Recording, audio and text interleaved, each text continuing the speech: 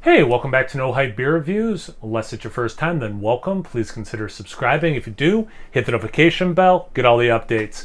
We're excited for today's video. The beer's courtesy of Ty. Thanks for Ty, really appreciate it. So he told me ahead of time, so this beer is part of a series that they do, and this is number 12. And this series, they mess around with the hops and the ABV. This is a DIPA specifically, and it has Sabro and Dorado in it. It's called Riff Mountain, which kind of, like, the name makes sense, you know, when you're just riffing, you're kind of messing around. So now the name and the artwork kind of make more sense. And did it have the ABV? Yeah, 8.8%. And I think they put Best By, right? Best By August 9th, and it's not even July yet, so plenty of time before their Best By. Let's get into it.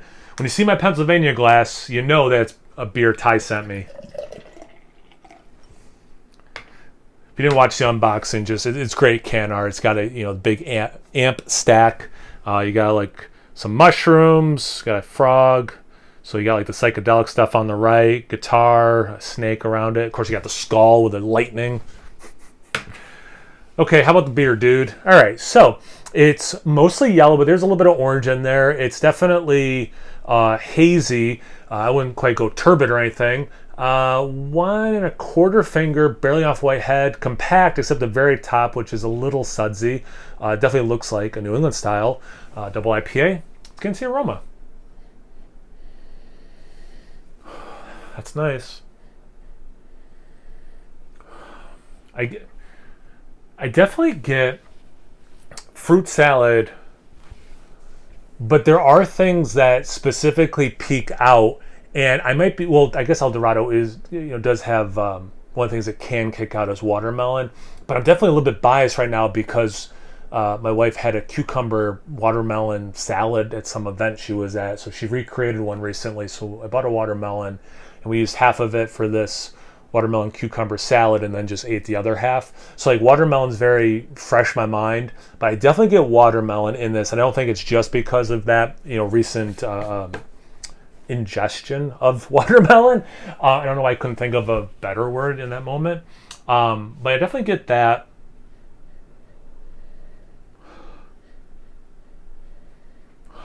I don't think of either of those hops as kicking out a lot of orange. But I get, like, you took orange juice, you put in a saucepan and started reducing it. Oh, no. Well, that works. Or this also kind of makes sense.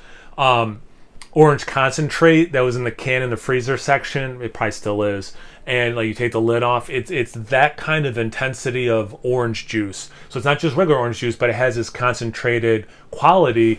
So that's what I'm saying. It's fruit salady, because there's multiple fruits, some easily identifiable, some not. But then it's like, I don't eat a ton of watermelon. I love it. I just don't eat a ton of it. I don't remember the last time I opened up one of those orange concentrate cans. But like, that's where the mind goes. It's kind of interesting. I don't get a ton of coconut, at least in the aroma, which I really associate with Sabro. There's a slight greenness to it. Like vegetal greenness, not newness. It smells really good. I should also say that. And not to keep harping on the concentrate orange juice, but like, it has dehydrated fruit elements a little bit too. Like it's not juicy. It's like concentrated because of taking the moisture out, fruity. Like that way. It's really interesting. It smells great because it smells so intensely fruit forward. It smells really good. Anyway, it's about the taste. Cheers. Thanks again, Ty. Hope you're doing well. Ooh.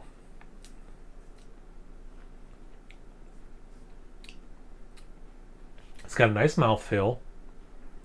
It's got that dehydrated, I've said this before in reviews, my dad's a health nut. Food dehydrator, instead of buying Fruit Loops, those are unhealthy, it's just sugar, right? Food dehydrator, solid tray, put some juice in it, dehydrate it. Now you have, I think they call it like fruit leather. But he would call it, healthy fruit roll-ups. It has that kind of concentrated element with these fruits for sure, and orange is definitely among them. And again, 2 hops I don't really associate with orange much.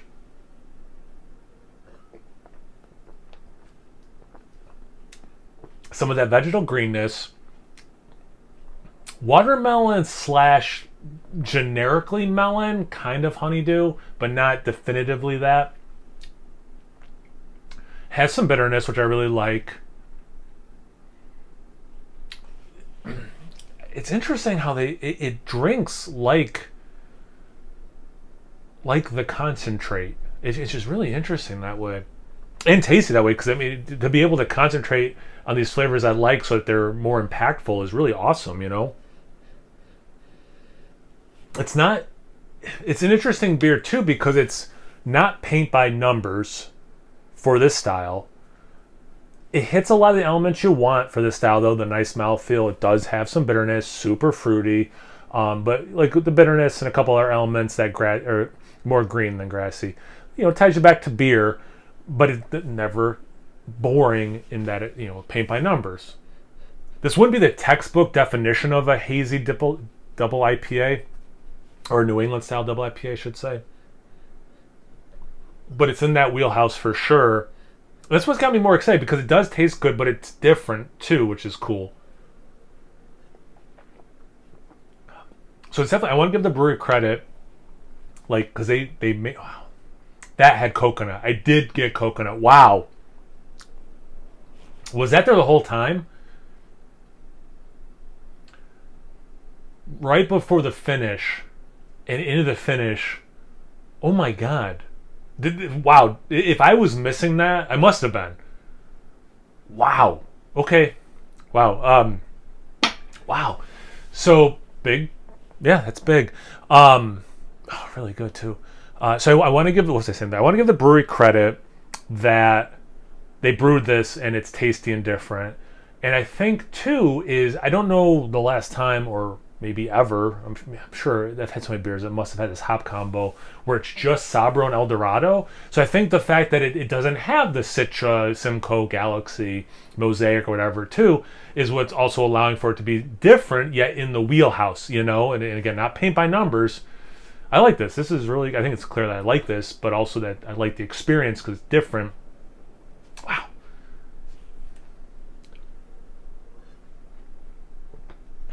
And now you can't untaste the coconut. Little alcohol that time. Not in a bad way. Like not alcohol taste, more like alcohol breath. Yeah. I think that's everything. Ty, thanks again, man. I really appreciate it. Have you guys had this beer before? Have you had those two hops together ever? And you're like, oh, I remember about that and blah, blah, blah. Anything, everything? Comment section below. Let's get a conversation going. Once you're done doing that, make sure you check me out on Instagram and Untapped. It's No Hype Beer Reviews at both those places. So please like, comment, subscribe, and most importantly, imbibe. Cheers, everyone.